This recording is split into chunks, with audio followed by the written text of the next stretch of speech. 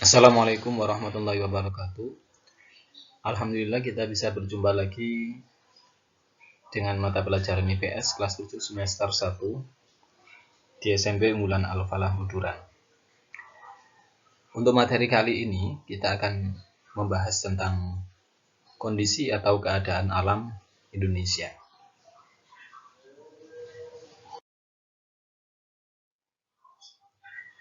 Sebelum kita awali, mari kita berdoa bersama-sama dengan membaca basmalah. Bismillahirrahmanirrahim. Semoga materi kali ini bisa bermanfaat bagi kita semua dan semoga kita selalu diberikan kesehatan serta kelancaran dalam menjalankan aktivitas kita setiap hari. Nah, saat ini materinya adalah kondisi alam Indonesia.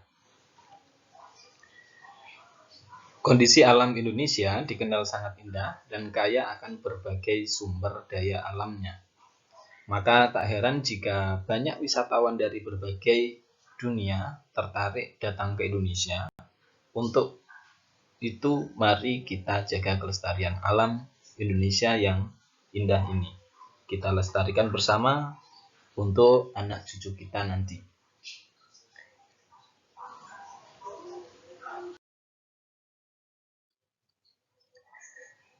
Kondisi alam Indonesia, jika dilihat dari keadaan fisik wilayahnya, Indonesia memiliki keadaan fisik tertentu. Hal tersebut bisa kita lihat dari 1. Kondisi geologi Indonesia. 2. Bentuk muka bumi. 3. Kondisi iklim Indonesia. Nah, mari kita bahas pada masing-masing kondisi fisik alam Indonesia.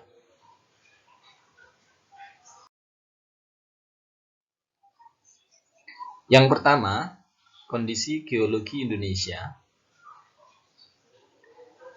Letak geologis adalah letak suatu wilayah berdasarkan bentuk bebatuan di permukaan bumi. Secara geologis, Indonesia berada pada jalur pertemuan 3 lempeng, yaitu lempeng Eurasia, lempeng Pasifik, dan lempeng Hindia, serta dilewati oleh 2 pegunungan muda, yaitu pegunungan Sirkumpasifik dan Sirkummediterania.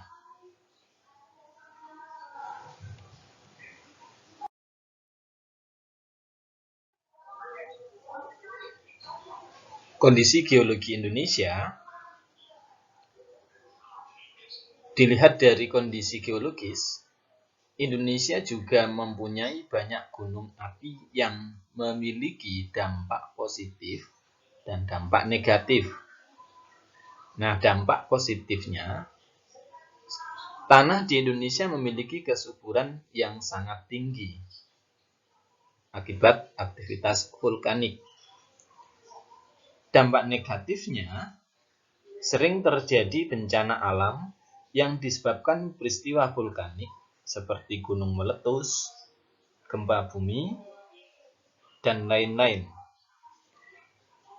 Indonesia seringkali mengalami bencana alam khususnya gempa bumi. Salah satunya Indonesia memiliki banyak gunung yang masih aktif.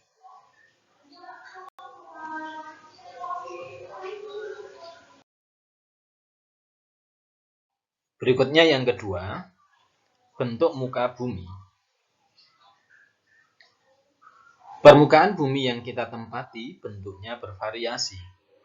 Ada yang datar, bergelombang, ada yang tinggi, ada yang rendah, atau yang bisa disebut dengan dataran tinggi atau dataran rendah. Bentuk permukaan bumi yang demikian disebut relief permukaan bumi. Nah, sekarang pengertian relief adalah bentuk kekasaran permukaan bumi, baik berupa tonjolan, cekungan, dan dataran yang terjadi karena adanya pengaruh tenaga pembentuk muka bumi, baik tenaga endogen maupun tenaga eksogen. Tenaga endogen, tenaga yang berasal dari dalam bumi. Kalau tenaga eksogen, tenaga yang berasal dari luar bumi.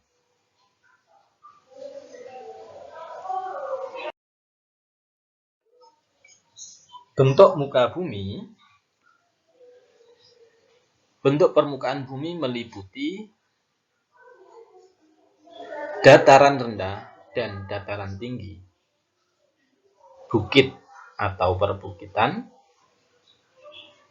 gunung, pegunungan.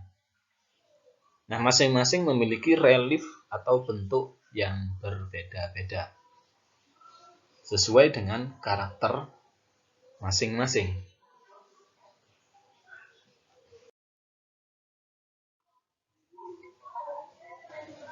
Berikutnya kondisi iklim di Indonesia.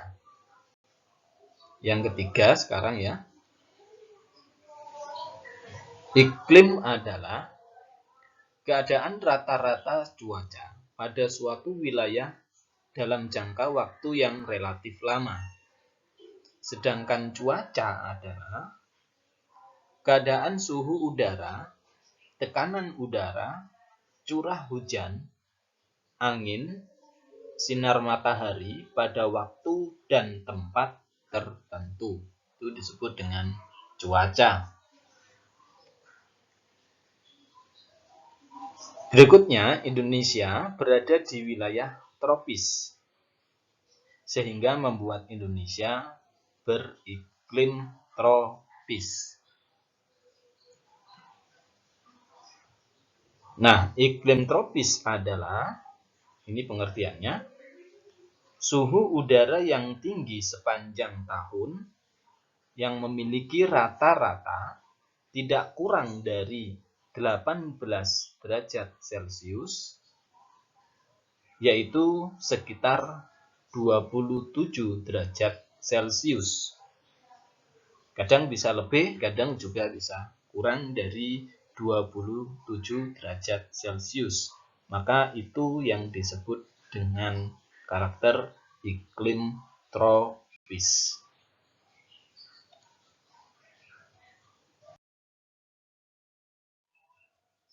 Beberapa pengaruh iklim di Indonesia. Satu, keuntungannya yaitu sumber daya alam yang melimpah, curah hujan yang cenderung tinggi, tanah yang subur, memiliki banyak hutan hujan tropis, tidak merasakan cuaca musim salju karena memang tidak ada di wilayah Indonesia. Flora fauna berkembang dengan baik. Memiliki dua musim, yaitu musim penghujan dan musim kemarau. Berikutnya, pengaruh yang negatif atau kekurangannya. Sering terjadi bencana seperti banjir dan tanah longsor. Nah, ini seringkali terjadi ketika saat musim hujan kita selalu melihat berita-berita tentang banjir dan tanah longsor. Yang kedua, perubahan iklim yang ekstrim. Yang ketiga, sering terjadi kekeringan saat kemarau. Yang keempat, sering terjadi kebakaran hutan. Nah, berikut materi yang bisa saya sampaikan. Semoga bermanfaat bagi kita semua. Dan tetap semangat belajar di rumah. Semoga kita selalu diberikan kesehatan. Sampai jumpa pada pertemuan berikutnya. Saya akhiri. Assalamualaikum warahmatullahi wabarakatuh.